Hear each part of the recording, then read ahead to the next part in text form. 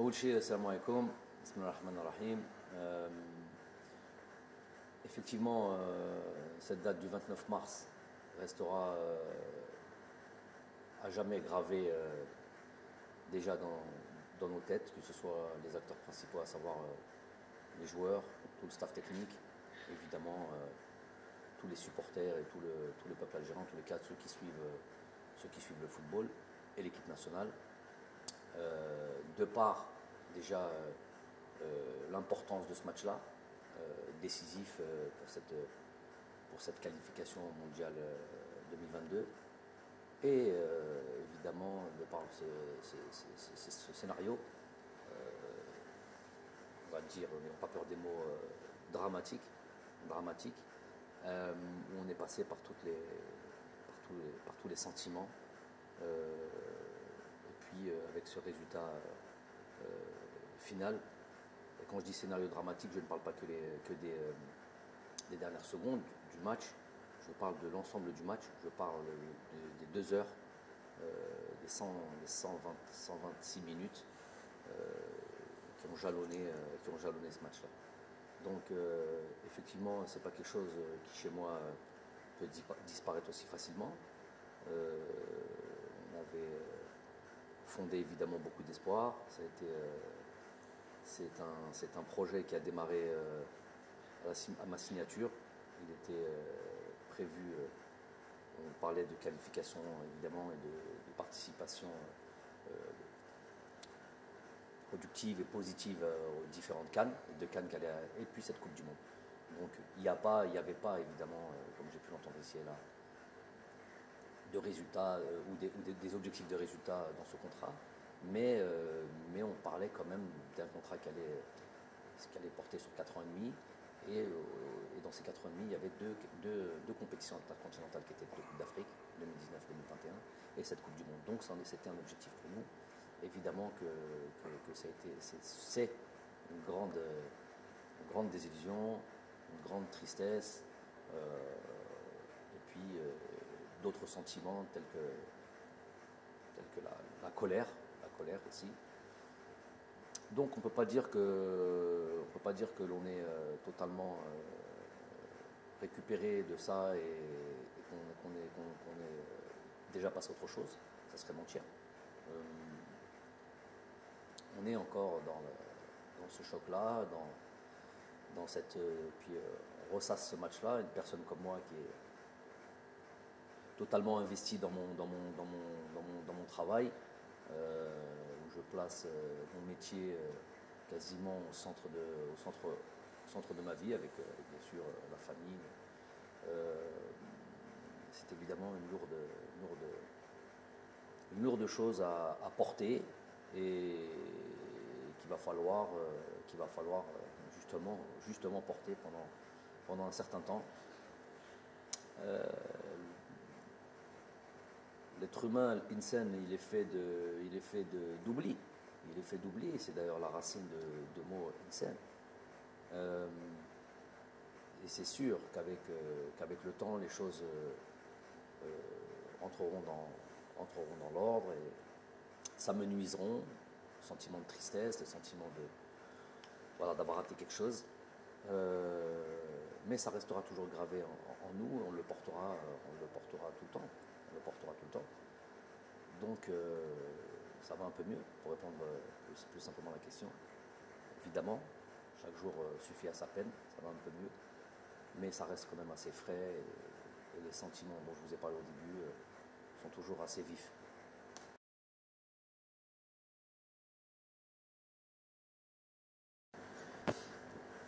Donc effectivement, sans créer de suspense ou essayer de gagner du temps, pourquoi, pour qui, je ne sais pas, parce que j'ai entendu ici et là, il se doit de répondre. Un investissement avec l'équipe nationale d'Algérie, je suis obligé de répondre un peu plus largement à cette question. J'avais déjà été approché en équipe nationale d'Algérie avant même que je prenne mes fonctions en 2018, et j'ai à chaque fois tempéré et je l'avais expliqué ça aussi, parce que مسؤولية كبيرة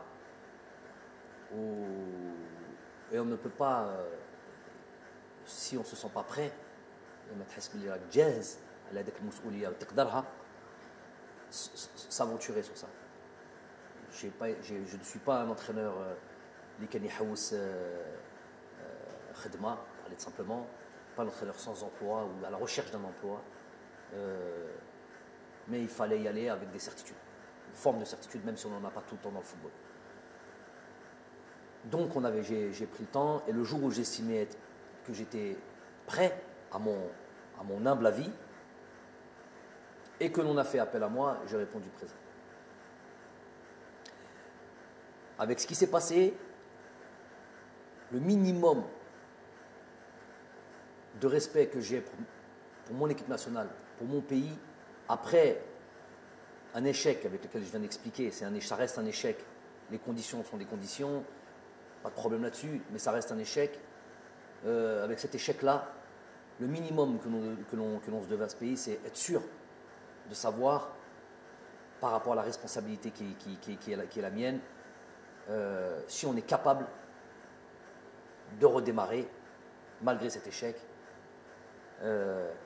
avec autant de force, autant d'énergie et autant de passion, autant de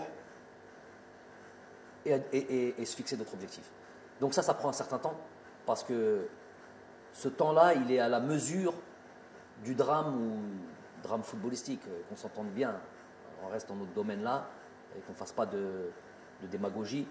Ce drame footballistique qu'on a pu vivre tous ensemble,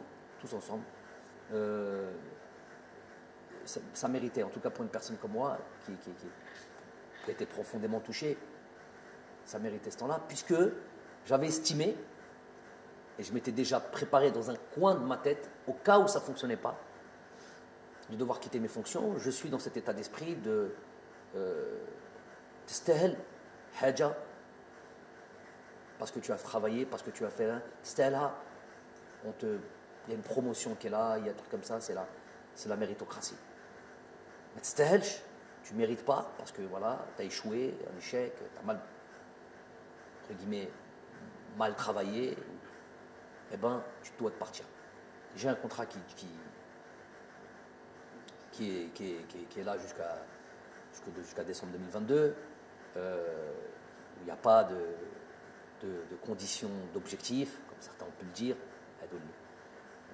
les ignorants qui me parlaient pour parler, mais ça dépasse le cadre du contrat. Moi, j'ai soumis à mes responsables, président de fédération, tous mes responsables, je leur ai donné la possibilité, l'opportunité de mettre fin à ce contrat sur se serre la main, salam alaikum, sans bruit, sans rien du tout. Et je prends la responsabilité aussi en disant que s'ils avaient pensé ça, s'ils avaient pensé que j'étais plus l'homme de la situation, ou qui voyaient l'arrivée d'un autre sélectionneur d'un bon oeil, je ne sais pas, pas de problème. On part en silence, sans bruit, sans rien du tout, on se serre la main et on met fin à ce contrat-là. Ça, c'est une première des choses. Ça n'a pas été accepté. Je n'ai pas envie de dire que c'est une démission. Ce n'est pas une démission. Si c'est une démission, j'y suis plus. Une proposition. Et voir si cette fédération, si les responsables du sport, du football en Algérie, quelle vision et quelle position ils ont par rapport à moi. Donc, ils avaient le souhait que je puisse continuer cette fonction et continuer à être à la direction de cette équipe nationale. Ça, c'est un des éléments et une des instances, on va dire, qui était fondamentale pour moi, indispensable pour moi. مالكش باغي تخدم معايا بدون الحس, serre la main, salam alaikum, salam alaikum, هذه بلادنا. Il ne s'agit pas d'un contrat, il ne s'agit pas d'un truc comme ça. Je laisse ça à d'autres entraîneurs, l'envie de faire ce qu'ils veulent quand ils doivent se séparer. Il y a le deuxième élément, ô combien important, c'est le Jumhur ou Sha'bna, dans son ensemble, qui a apporté encore une voix ou avec l'envie de croire en nous, de mon staff et moi-même, ces joueurs, de nous voir encore à la tête de cette équipe nationale, malgré Hazema. Donc c'est quelque chose, puisque je suis venu pour ça, je ne suis pas venu pour autre chose que ça. Je suis obligé de le redire, si j'avais choisi la facilité, au sens large du terme, facilité dans tout, facilité dans la vie, la vie de famille, la vie, tout ce qu'on veut, la vie professionnelle. Si j'avais choisi la facilité, je ne serais pas à la tête de l'équipe nationale.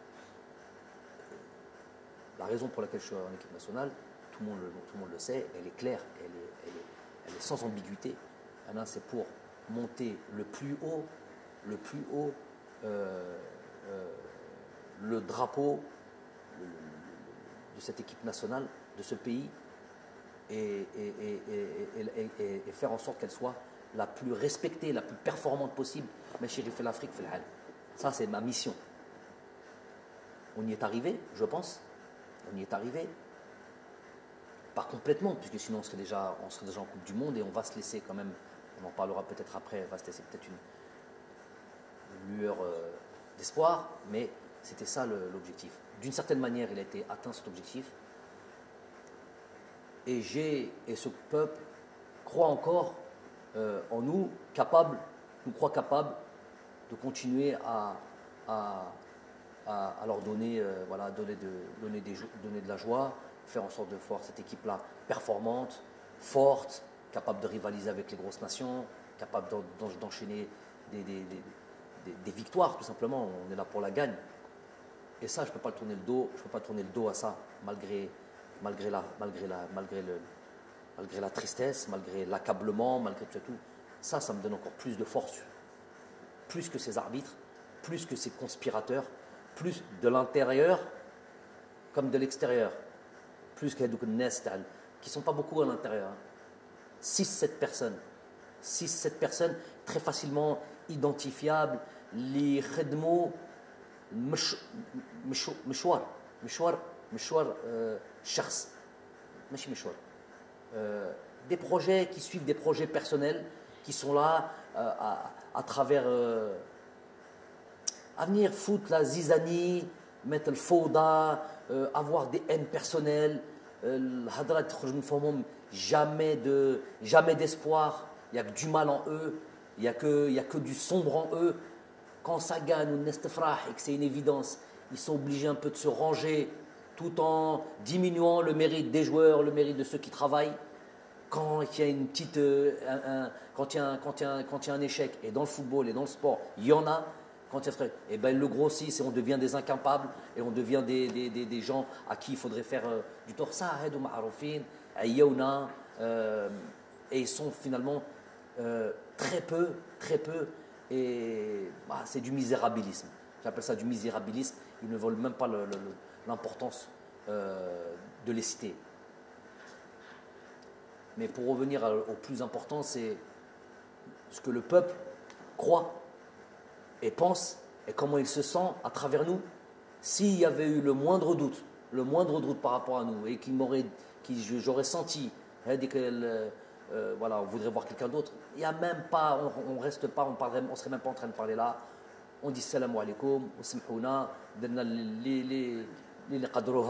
on a fait le maximum. En tous les cas, Rabbi Shahid, chaque jour que l'on a porté et qu'on a été à la tête de cette équipe nationale, on l'a fait chaque jour.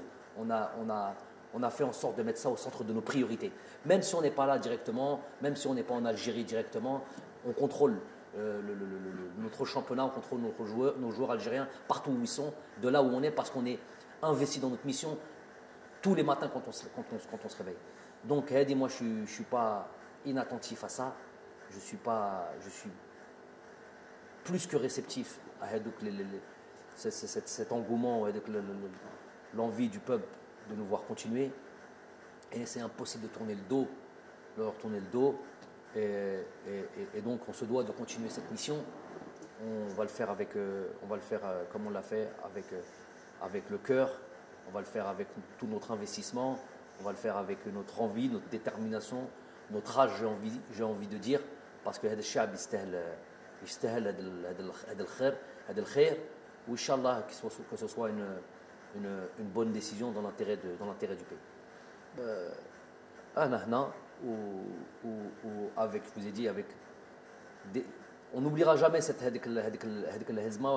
tristesse, mais on a envie aujourd'hui de rendre au peuple ce qu'il veut et de refaire, d'aller recréer de l'espoir, le farha هذاك الشعب اللي يحب كرة القدم, et nous on est pleinement investis. Donc quand on a dit qu'on a été attentif, je suis attentif à l'espoir que le peuple a en nous et qu'on se doit de repartir de l'avant et d'aller recréer une dynamique. Après, il faut une stratégie, parce que tout marche à la stratégie. Le Hamas mliha, le طموح مليح, mais لازم لها toujours stratégie. On a eu le temps de penser. Je vous ai dit, moi, ma vie, ce n'est que ma famille et mon football. Alors encore plus quand c'est mon équipe nationale. Donc on a eu le temps de penser à la stratégie que l'on va mettre en place. Le nouveau souffle, un souffle qu'on va envoyer à ce groupe, à créer voilà, une autre dynamique. Ne pas, je l'ai dit en conférence presse tout de suite après le match, ne pas tout jeter bien sûr à la poubelle, évidemment, ne pas tout remettre en question. On a atteint certaines choses qui étaient, je me rappelle de 2018 quand je suis arrivé, et aujourd'hui, on a atteint certaines choses plus qu'intéressantes qui nous a amenés ici. On a tout sauf démérité sur ces deux matchs du Cameroun.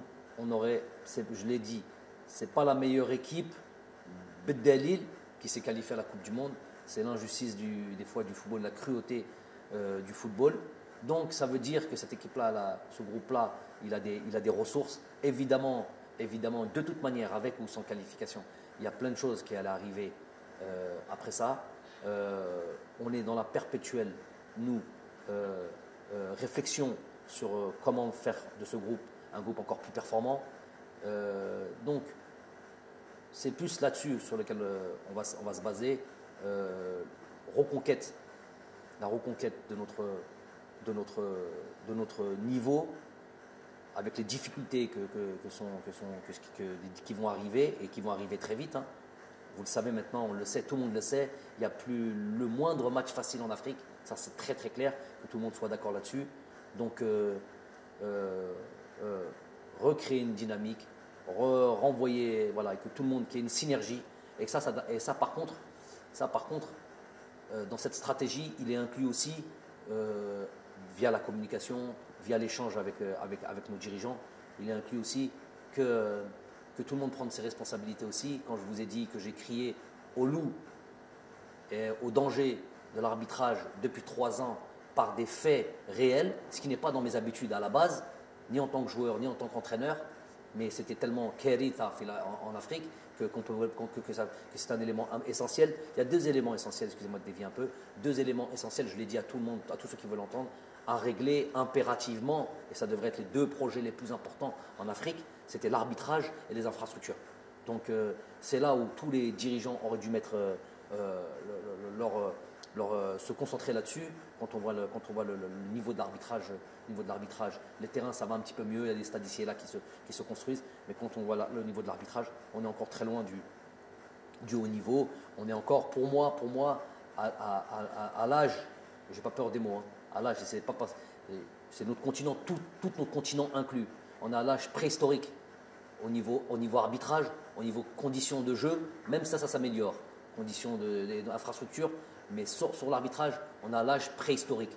Voulu, pas voulu, est-ce que certains y trouvent leur intérêt dans cette CAF, dans cette peut-être FIFA, je ne sais pas qui, pour que l'arbitrage n'évolue pas? J'en sais rien. En tout cas, c'est un constat, c'est un fait. Celui qui veut venir en parler avec moi, il vient. Celui qui a fait le Meiden, il dit fait le Meiden Mahia, on a Hadro et on en parle. On parle concrètement de ce qui se passe. On analyse concrètement ce qui se passe, plutôt que de venir parler, sortir des belles phrases.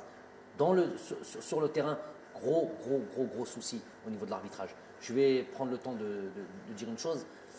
J'ai travaillé dans le continent asiatique. J'ai travaillé dans le continent européen, évidemment, en tant que joueur. Et j'ai vu comment on a basculé au niveau de l'arbitrage en Europe, comme on est quasiment au niveau zéro, quasiment au niveau zéro erreur, en plus avec la VAR. Donc là, il n'y a quasiment plus aucune possibilité d'erreur. C'est une vraie assistance. C'est une vraie assistance aux arbitres. Il n'y a plus de possibilité d'erreur. En Asie, donc il n'y a même plus la possibilité qu'un arbitre fasse quoi que ce soit. En Asie, j'ai été à la tête j'ai fait les Champions League asiatiques avec mon club. J'ai fait les équipes nationales avec l'équipe nationale du Qatar. Donc j'ai fait les compétitions internationales asiatiques. J'ai fait des colloques, pas des colloques, des réunions préliminaires aux compétitions que l'on a pu jouer, que ce soit des coupes du Golfe, que ce soit des coupes des championnats d'Asie, des Champions League asiatiques. J'ai fait ces réunions préliminaires. J'en ai fait notamment une avant un championnat d'Asie, je crois, où je le répète et je répète souvent, on sort de la réunion, elle dure 1 heure, 1 heure et demie. On sort de la réunion, tu as l'impression, toi qui est complètement intègre, qu'il va t'arriver quelque chose, tellement ils sont pointus, assidus et exigeants et impardonnables. C'est tolérance zéro en termes d'arbitrage. Faut savoir qu'en Asie, si tu entends, vois, c'est les mots qui avaient été utilisés par les dirigeants de l'AFC, la Confédération asiatique. Tu entends, tu vois, n'en parle pas de si tu es mêlé, c'est la prison. La prison, ça c'est sûr, des peines de prison, des peines pénales, prison et radis à vie du football. Imaginez-vous à quel point on est loin en Afrique quand ça, nous sommes l'arbitrage en Afrique, quand on arrive dans ces compétitions-là ou dans des matchs aussi importants, c'est un marché, tout simplement un marché.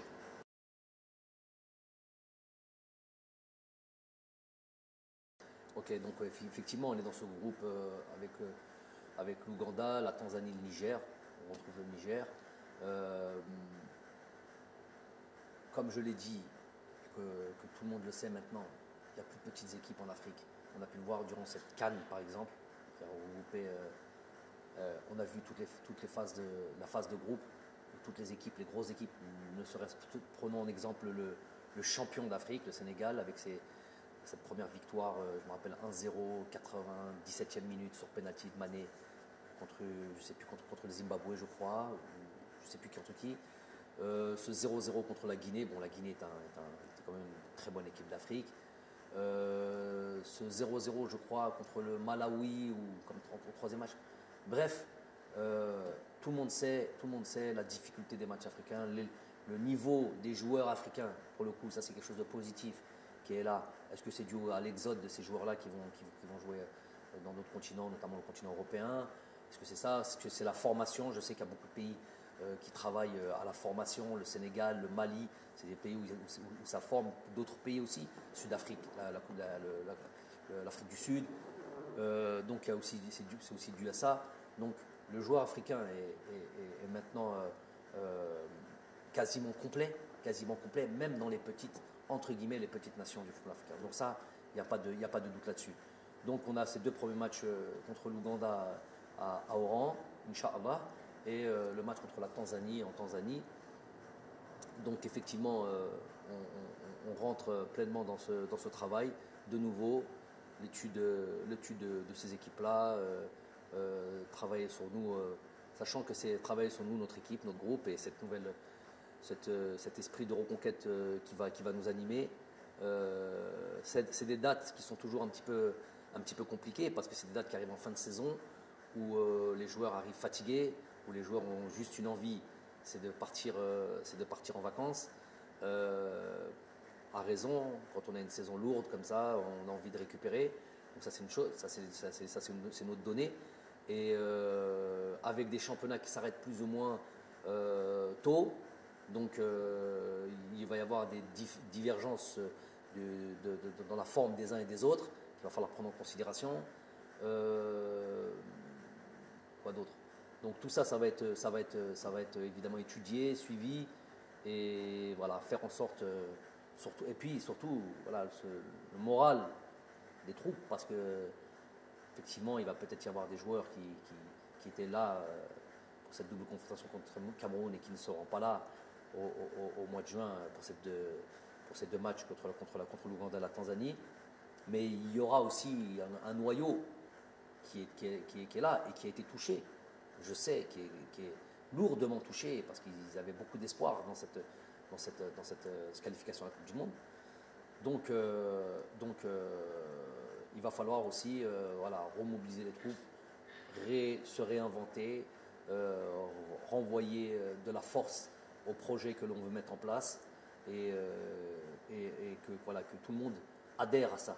Voilà, que tout le monde adhère à ça. On va s'atteler à ça. Donc c'est là aussi va être la difficulté, en plus de l'adversaire, en plus des deux matchs qu'on va pouvoir jouer dans ce groupe-là, dans ce début de campagne de qualification. Il va y avoir aussi ces éléments à prendre en considération. On va être déjà dessus. Nous, de toute manière, entraîneur que je suis, staff que l'on est, on est dans l'éternelle remise en question.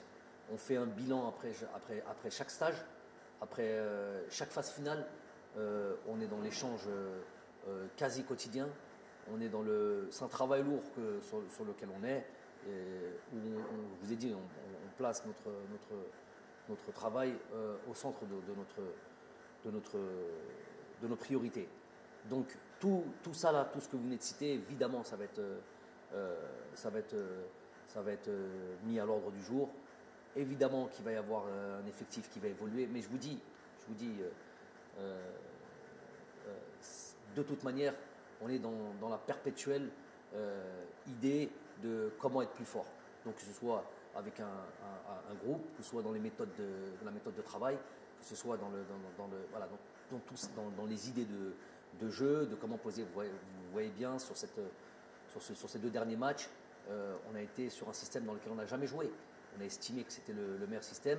Il s'avère qu'on a été gagné à l'extérieur, là où c'est très, très, très difficile d'aller battre le Cameroun, sans concéder la moindre occasion. Si ce n'est le coup franc de Toko Ekambi un petit peu vicieux, sur lequel Raïs était vigilant. Je ne sais pas si on peut considérer ça comme une occasion, mais en tous les cas, sur l'aspect du jeu, on n'a pas concédé d'occasion. Ils ont eu le ballon, parce qu'on a bien voulu ça, une position stérile qui ne les a pas amenés à des vraies occasions de but. Un match retour, on est reparti sur le même système, on peut avoir des systèmes identiques, mais avec une animation différente et avec un état d'esprit différent.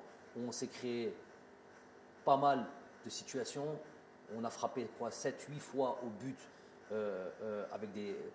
Pour moi, ce match-là, je le résume comme ça aussi. Il y a eu 2 hommes du match dans ce match-là. Le premier, c'est Gassama. Le deuxième, c'est Onana, le gardien de but. Combien d'arrêts il a fait? Combien de situations il a eu? Bon, plus ou moins dangereuses. Il y a eu des arrêts un peu plus faciles, toujours avec des frappes cadrées. Mais il y a eu des vraies situations de but. Il y a même eu des buts qui ont été annulés. On s'est retrouvé dans la surface de réparation. Donc il y a des pénaltys qui ont été annulés. Tout ça, et pour eux quoi? Une occasion sur le centre avec le double arrêt de Raïs Mbolé. Donc on s'est remis, pour vous dire qu'on se remet en question, même sur des matchs clés, alors qu'on a un système dans lequel on joue plus ou moins 2 systèmes sur lesquels on alterne depuis à peu près quasiment 4 ans. On n'a pas hésité à se remettre en question sur un match, alors qu'on peut estimer qu'il peut y avoir un grand risque de changer un système tactique, de passer d'une défense à 4 à une défense à 3. Bref, tout ça, c'était une prise de risque calculée. Donc c'est pour dire à quel point on est dans la réflexion, l'analyse. Il y aura, ça sera perpétuel, ça sera un truc. Il va y avoir l'avènement normalement de joueurs qui vont devoir faire comme l'ont fait à leur temps Youssef Blaili, Baghdad Bounedjah, Jamel Belamri, Youssef Attal, Ismaïl Benasser. Quand on arrive en sélection, Ismaïl Benasser, il ne faut jamais l'oublier, n'avait 0 match en équipe nationale. Donc c'est des joueurs qui ont commencé à jouer avec nous et qui ont progressé, qui se sont imposés. J'invite les différents joueurs qui vont nous rejoindre à être dans ce même état d'esprit, à les bousculer, et plus que bousculer, prendre des places s'il le faut dans cette équipe nationale et montrer qu'ils sont au niveau pour aller faire de grandes choses. Les cadeaux, il n'y aura jamais de cadeaux. On me parle par exemple d'un Ahmed Touba qui a fait une très bonne rentrée et que des fois on est aussi simpliste que ça m'étonne toujours quand c'est des professionnels, soi-disant professionnels qui en parlent. Il aurait dû faire jouer lui, les sélectionneurs de plateau, les entraîneurs de plateau qui n'ont jamais entraîné qui que ce soit, en fait. Hein.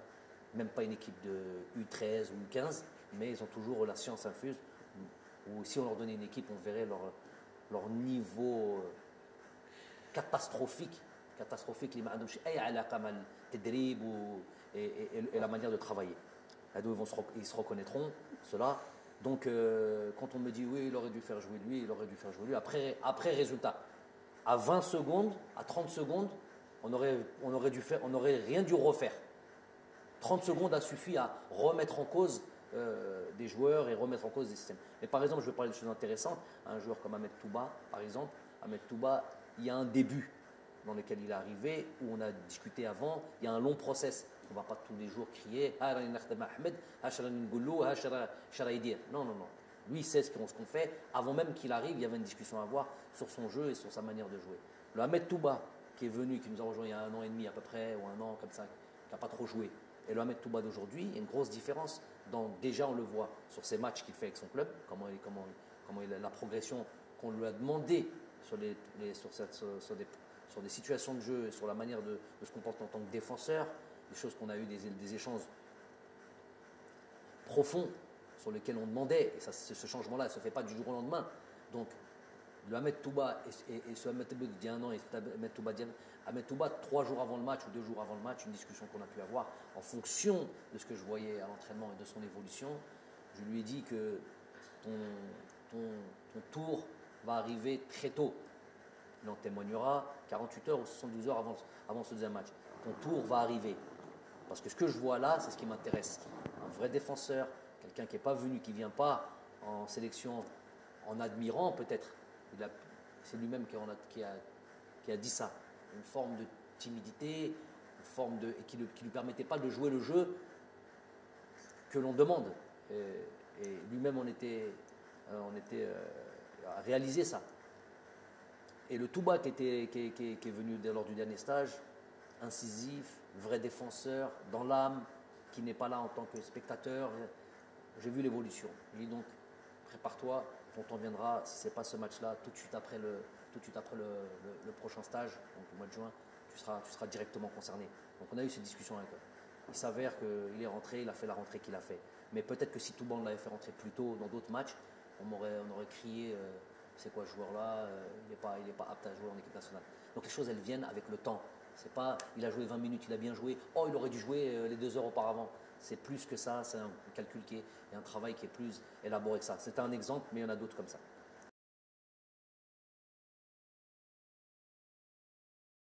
Bon, أول شيء Tchaker ما ننساوش parce que Tchaker nous a donné tellement de joie dans ce match, dans ce stade-là. Il y a eu plusieurs qualifications Coupe du Monde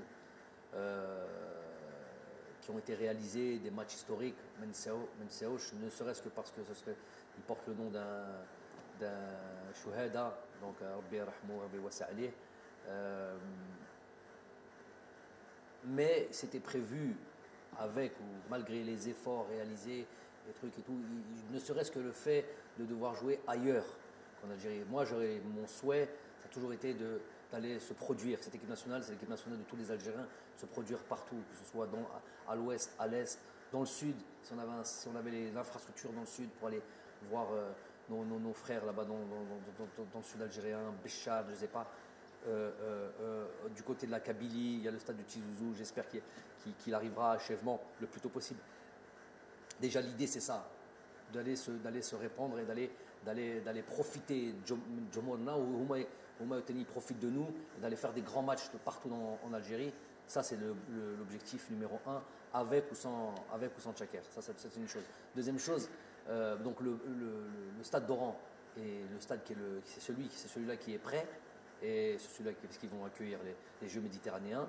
Et évidemment, donc c'est un début. C'était prévu bien avant ce match-là. C'était prévu qu'on aille à Oran parce qu'on savait que c'était le stade qui allait être prêt.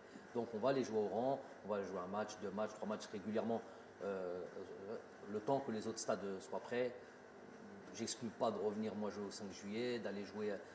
On m'a dit que Barraki c'est en très bonne avancée on risque de récupérer ce stade bientôt. Donc Barraki, j'espère que les autres stades, voilà, là où on peut se produire, l'Algérie Kbira, Masha'Allah, et nous, notre objectif, c'est d'aller jouer partout en Algérie.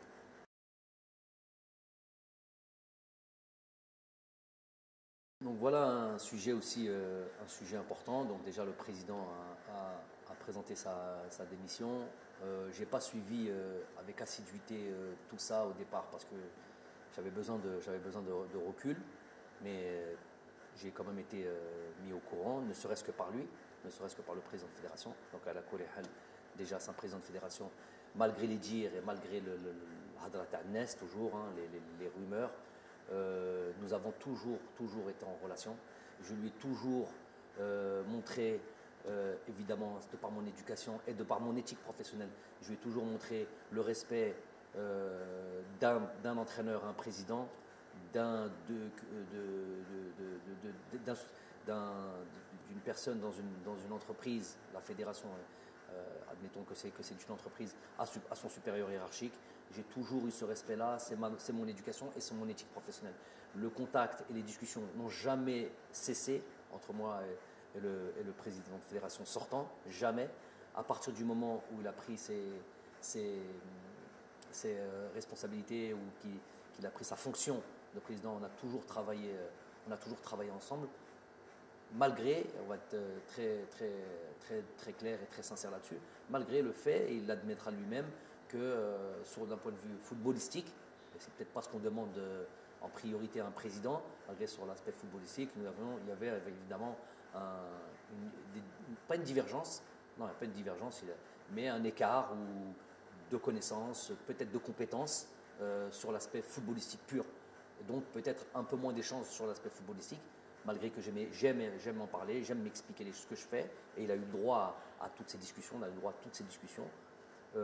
où j'expliquais toujours ce que l'on faisait. Mais voilà, en retour, évidemment, si on veut créer, si on veut comparer par exemple au président que j'avais avant, qui était M. Khaddin Zetchi, qui est issu du football, avec tout le monde, on n'a pas besoin de réexpliquer son itinéraire et où on pouvait plus rentrer sur l'aspect football, mais à la limite, c'est pas le problème. Il y a un président qui est démissionnaire. Ce que je lui ai dit quand il m'a annoncé sa démission, c'est qu'il est quelque part, il porte la responsabilité d'un échec collectif dont nous faisons partie, dont moi, coach, je fais partie, et qu'il faut peut-être qu'il y en a un qui paye pour ça, ou peut-être que lui-même, s'il est démissionnaire, c'est que lui-même peut-être estime qu'il ne peut pas mener sa fonction au bout. Je ne sais pas, les raisons lui appartiennent.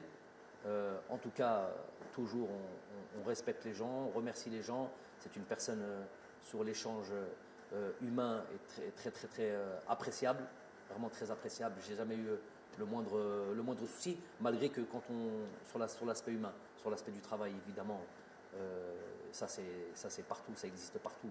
Il peut y avoir des divergences, on donne chacun son point de vue, mais après, ça ne dépasse pas un certain niveau au niveau du respect. Le respect a toujours été là. J'apprécie l'homme. Il n'y a pas eu l'ombre de souci. J'ai fait ce que j'avais à faire en tant que sélectionneur par rapport à un truc. Tout ce qui a été dit concernant nos relations, comme quoi il n'y avait pas de relation, c'est du mensonge. Ça, lui, il le sait, lui peut en témoigner, les gens qui travaillent avec lui peuvent en témoigner, du gros mensonge, comme il est répandu beaucoup chez nous, chez les 6-7 dont on parle là, les 6-7, ils se reconnaîtront, passent leur temps à créer cette nuisance qui fait rien de bien à l'Algérie. Ils n'apportent absolument rien de bien à l'Algérie. Anti-progression, anti-amélioration, anti-espoir, je les appelle. Donc il y a toujours eu la relation avec le président. Il est sortant. Je n'ai, et ça c'est bien que vous me posez la question, très important que vous mettez les choses au clair, devant vous et devant Shab Kamel et devant tous ceux qui vont décider et devant tous les pouvoirs publics et devant tous ceux qui ont un rapport avec l'élection d'un nouveau président de fédération. J'ai parlé tout à l'heure de Khaddin Zetchi. Ceux qui disent encore, on n'est jamais plus sourd que quand on ne veut pas entendre. Ceux qui disent encore que je n'ai pas obtenu satisfaction sur le fait de garder Zetchi, il aurait fallu encore que je demande quelque chose pour ne pas obtenir satisfaction. J'ai jamais demandé, je l'ai dit devant tout le monde, et je l'ai dit en privé devant celui, c'est pas un secret de polichinelle, devant le président de la République lors de notre entrevue, quand on avait discuté de tout et de rien, et notamment sur l'arrivée, sur le fait que M. Zetchi partait, il n'y a jamais eu la moindre demande. Le meilleur témoin, c'est le président de la République. S'il y en a quelqu'un qui veut se substituer à ce témoin et qui a un dos qui est plus véridique que le président de la République sur cet aspect-là, qu'il se lève et qu'il se montre. Donc déjà sur Zetchi, je n'ai jamais rien demandé et je n'ai pas à demander. Je sais où est ma place. Ce qu'on veut me faire porter, Jamel, il est concentré sur son travail. Tu n'interfères pas dans mon domaine, dans mes prérogatives, comme je n'interfère pas dans tes prérogatives. Les fois où j'ai commencé à parler de terrain, parce qu'on prend ça comme exemple, de terrain de foot, oui, le terrain n'est pas bon. Le coach, normalement, il ne parle pas de ça. Mais si je ne parle pas du terrain dans lequel je vais devoir exercer ce que je fais au quotidien, savoir jouer au football, je vais parler quand?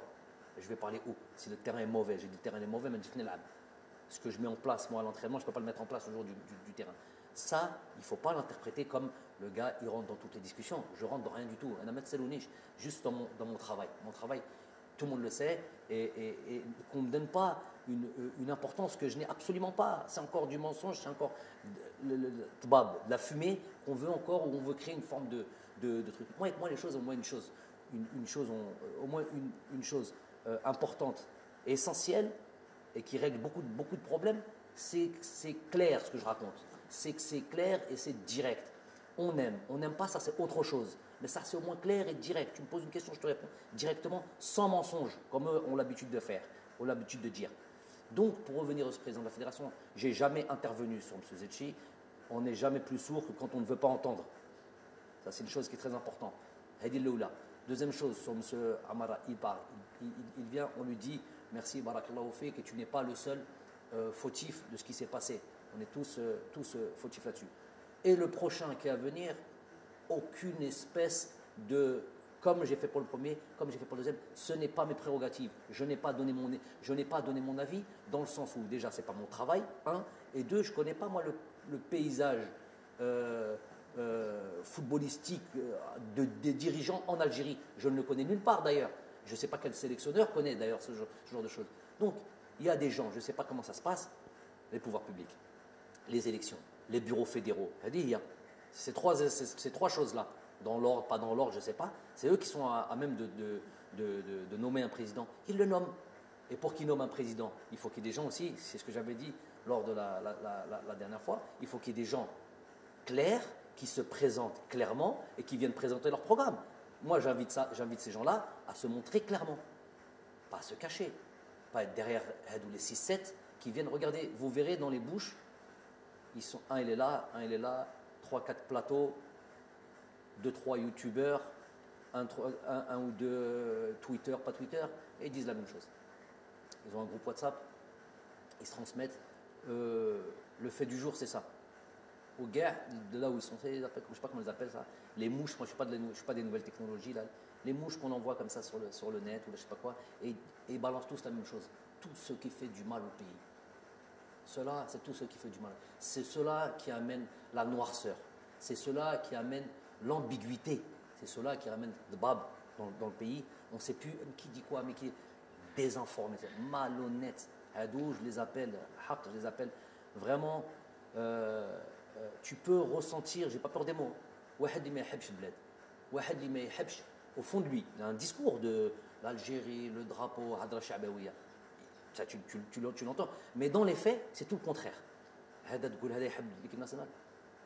Je vous l'ai dit après la conférence de presse, il y en a, c'était l'Eid avant l'heure. Ils ont festoyé, ils étaient heureux comme pas possible. Wallah, heureux comme pas possible. Leur épouse, ce jour-là, leur demandait n'importe quoi, elle leur donnait. C'était un jour de fête pour eux. C'était là où tout le monde pleurait, ils se reconnaissent et ils le savent. Au fond d'eux, ils le savent.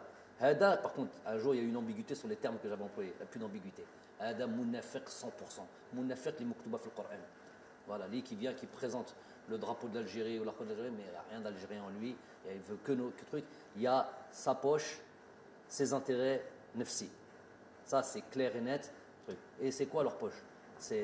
Et alors, je répète pour cette histoire de président, pour que vous sachiez un peu le fonctionnement, c'est important. Keshfouhum au moins. J'ai rien à perdre là-dessus. Jamel Belmadi, oui, il a un truc sur le. Je suis en train de dire au pouvoir public, aux bureaux fédéraux, à tous ceux qui vont élire. Moi, j'ai rien à voir là-dedans, ne me demandez pas là-dedans. Ramenez le président de fédération que vous voulez. Moi, je ne travaille pas pour un président de fédération, je travaille pour. Ça va être mon supérieur hiérarchique, ça va être avec lequel je vais devoir travailler. Mais moi, je travaille pour l'équipe nationale d'Algérie, je travaille pour mon peuple. Comme le président de fédération va venir travailler pour le peuple. Donc, je n'ai absolument pas à me mêler de tout ça. Qu'ils aillent faire leur truc, peu importe qu'ils amènent. C'est clair, il n'y a plus de trucs.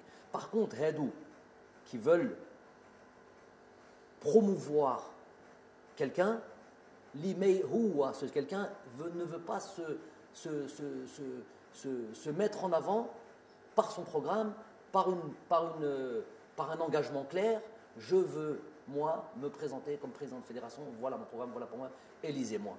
Hadda Bala qui veut, je ne sais pas, qui veut que peut-être le président de la République lui dise écoute, tu vas être élu, donc vas-y maintenant tu peux aller te présenter. Morachah, ça Morachah. Moi, هذاك Morachah, bien روحك. Arrête d'être derrière tes 6-7 personnages là les Hadra Bar qui veulent rouler le peuple dans la farine. Présente-toi et viens te faire élire avec ton programme et prends tes responsabilités. Et tu n'as pas besoin d'avoir des garanties de qui que ce soit que tu vas. Ce qui va te garantir sois élu, c'est ceux qui vont t'élire, c'est ton bureau fédéral, les gens qui sont censés t'élire, tout simplement. Je ne connais pas trop le fonctionnement, je ne vais pas le connaître. Et qu'on ne vienne pas mettre ça sur le fait que. Donc, leur incapacité à venir se faire élire, ce serait moi, Jamel, qui me mettrait un obstacle. Elle dit c'est trop facile, c'est pour atteindre des personnes, c'est pour toujours empêcher que le football avance, que les choses avancent, et c'est juste pour leurs petits intérêts. D'où les 6-7 dont je parle, des petits intérêts. C'est quoi leurs intérêts? Qarariha, un parfum, un voyage avec l'équipe nationale d'Algérie, entrer à Sidi Moussa avec prolongement sur un déjeuner, sur un café, des privilèges comme ça là, des privilèges, et tout ça sur le dos de l'équipe nationale. Tout ça, pour toutes ces petites choses-là, ils sont prêts à ce que leur pays traverse des périodes de crise comme celle-là, juste pour ce petit intérêt-là. Mais soit Walou, misérabilisme total. J'en ai parlé, j'espère que j'en reparlerai plus, mais c'est juste pour mettre une clarté dans le paysage du football algérien.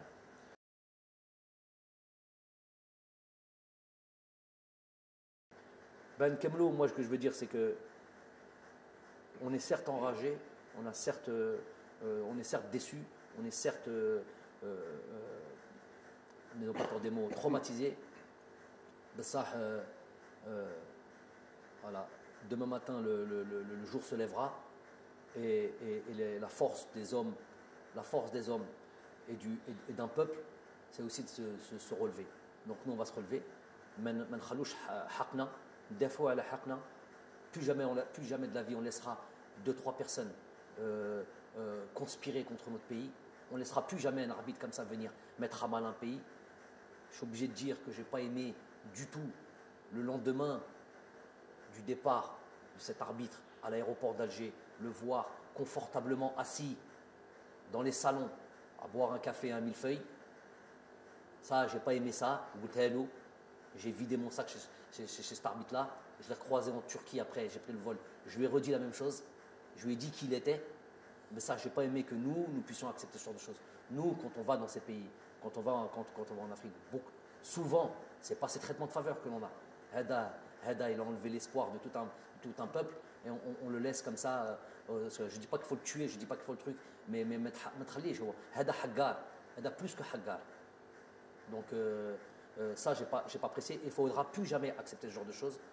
Inch'Allah, هذا الشعب الجزائر إن شاء الله يزيد يفرح ويزيد إن شاء الله qu'on vit encore des moments comme ça de joie, d'allégresse dans le futur. En tous les cas, nous, on va faire le maximum, on va s'atteler à ça, staff technique, joueurs. De toute manière, il va y avoir des joueurs. Bien sûr, il y a des erreurs ici, là, bien sûr, il y a des choses qu'on peut leur reprocher, mais dans l'ensemble, je les félicite, mais on va devoir encore faire plus et ils vont devoir encore démontrer encore plus d'envie pour leur pays dans un esprit de reconquête. Donc voilà ce qui va être dans notre avenir. Et on a fait Laylat al-Qadr sur les derniers jours.